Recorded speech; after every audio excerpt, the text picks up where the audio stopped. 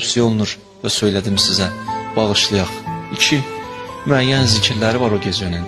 O zikirlərdən biri Həzrəti İmam Sadiqdəndir.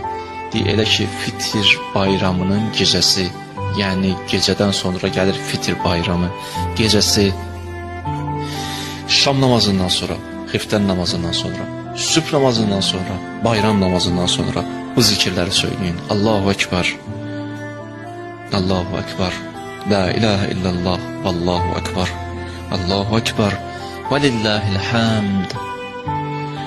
Elhamdülillah ala ma hadana, ve elhamdülillah ala ma hadana, ve lehu şükru ala ma evlana.